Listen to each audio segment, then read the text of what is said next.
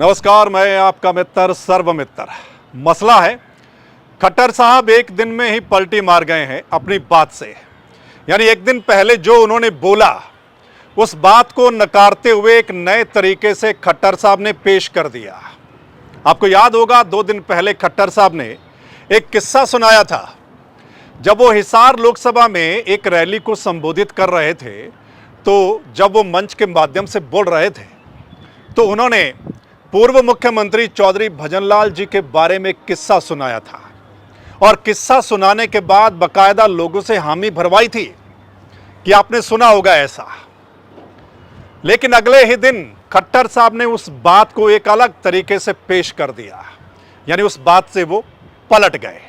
अब क्यों खट्टर साहब उस बात से पलट गए या एक नए तरीके से पेश कर दिया, उसके पीछे वजह क्या है, उस पर भी चर्चा करेंगे। लेकिन जब दूसरी बार वो बोले तो उन्होंने एक नई बात सामने रख दी। उस नई बात पर भी हम चर्चा करेंगे, लेकिन उससे पहले आप ये दोनों बातें सुन लीजिएगा। एक जो किस्सा सुनाया और फिर उस बात को नकारते हुए एक नए तरीके से पेश कर दिया। सुनिए जरा।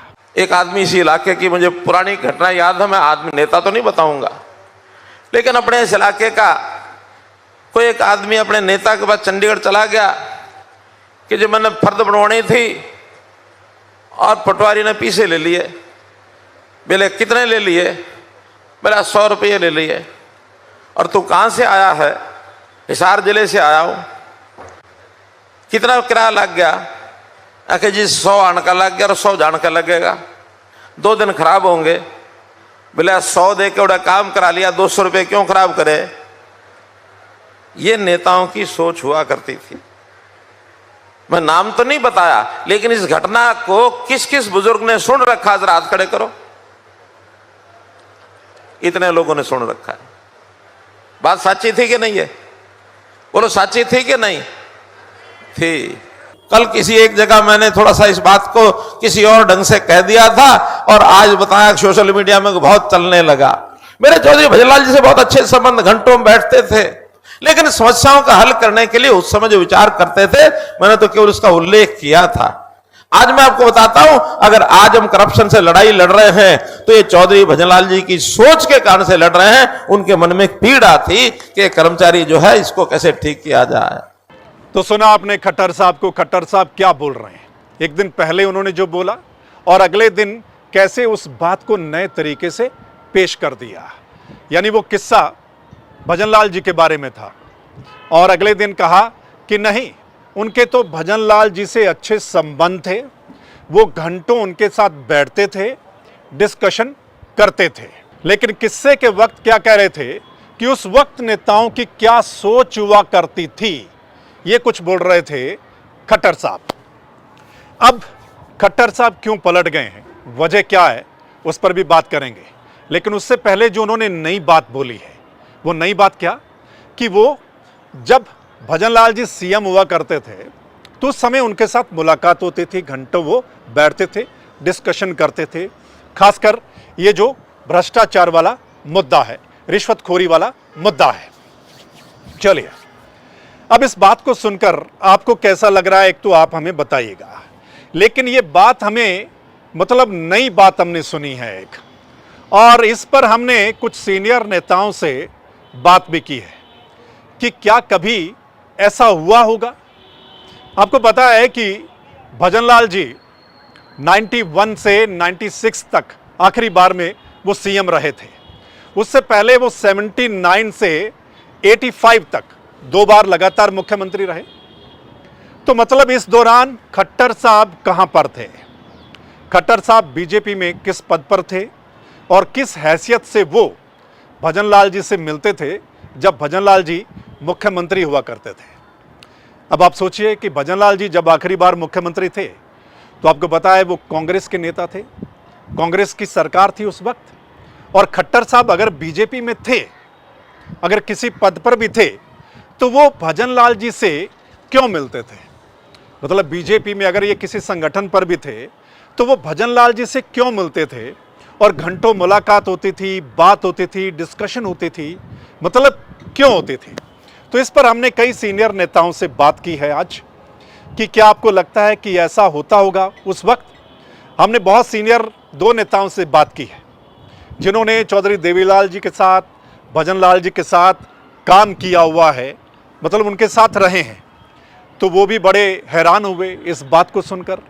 वो बोले कि हमने तो कभी नहीं देखा, कभी नहीं सुना कि खट्टर साहब कभी भजन लाल जी के साथ बैठते थे, घंटों घंटों बैठते थे और डिस्कशन होती थी। मतलब उन्होंने तो इस बात को नकार दिया। बाकी आपको क्या लगता है दोस्तों, ये जो नई बात खट्टर साहब ने बोली है, पहले वाली बात को नकारते हुए और नई बात लोगों के सामने रख दी, मतलब इस बात में कितना दम है, आपको क्या लगता है? एक तो आप इस पर कमेंट करके बताएंगे। अब आते हैं कि वो कैसे पलट गए पहले अपनी वाली बात पर। शायद खट्टर साहब को एहसास हो गया होगा, शायद पता चल गया होगा कि उन्होंने जो किस्सा सुनाया था वो वायरल हो गया और उस बात का नुकसान हो सकता है।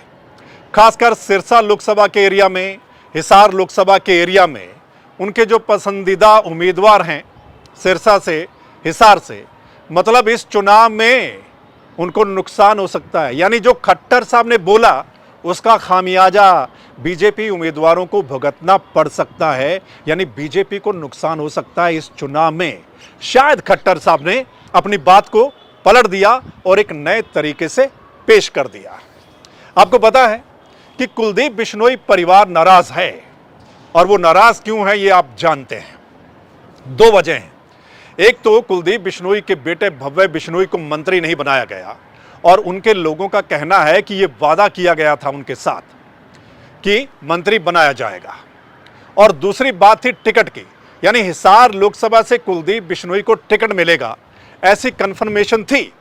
उनके लोगों का कहना था कि ऊपर से ये कंफर्म था, लेकिन आखिरी वक्त में खट्टर साहब ने मतलब अपने पसंदीदा यानी अपने नेता यानी रंजीत चौटाला को टिकट दिलवा दी और कुलदीप बिश्नोई रह गए। ये दूसरी नाराजगी की वजह है। और फिर अगर खट्टर साहब ने वो किस्सा सुना दिया था तो मतलब इससे कुलदीप बिश्नोई परिवार और नाराज हो सकता था और खासकर बिश्नोई परिवार की नाराजगी भी बढ़ सकती थी। और बिश्नोई जो समाज है वो आपको पता है सिरसा में काफ़ी और हिसार लोकसभा में काफ़ी उनका वोट बैंक है। तो शायद खट्टर साहब को ये पता चल गया होगा, एहसास हो गया होगा, तो खट्टर साहब ने अगले ही दिन अपनी बात को बदल दिया। सो आपको क्या लगता है दोस्तों, इन दोनों बातों को आपने देखा और सुना?